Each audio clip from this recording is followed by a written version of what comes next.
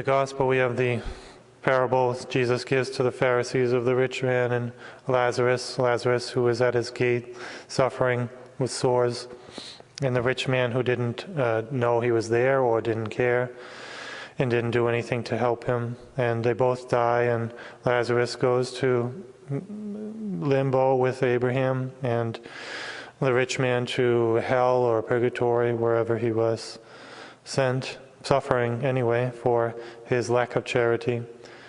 And so I think that's the message we could reflect on today, is this charity. We all are rich and poor. We all have talents and we all have neediness.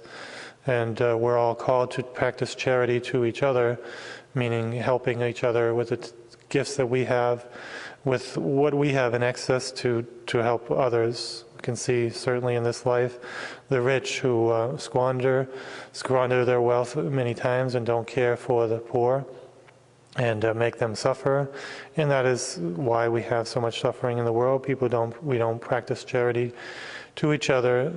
Poverty and famine and hunger is all because of a lack of charity, not because of a lack of resources. And we should think of all the different ways of charity, the resources that we have, which is not just material things, which if we have abundance, we must give to the others. We must help the poor. We must help others share what we have. That's why God gives wealth in whatever manner to us, so that we can share with our brothers and sisters. And that goes for faith as well. We who are rich in faith, we need to give that faith to our neighbor, which is in evangelization in different ways, but in a particular way in prayer. I'm just reading now the dialogues of St. Catherine of Siena, and she has private revelations with God, and he is saying to her over and over, at least the first part of the book that I'm reading, how we have the duty and obligation to pray for our neighbor, to pray for them all the time, pray for them often, pray for our enemies, pray for our friends, pray for everyone, because we're all in need.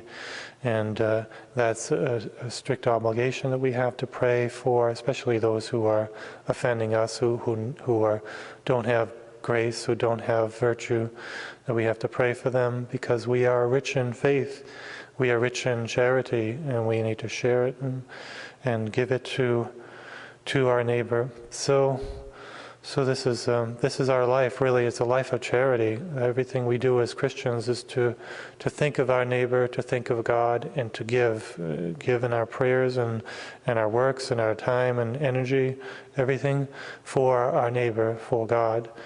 Charity, that's the essence of our Christian life, and that's what we are to live on and to live doing.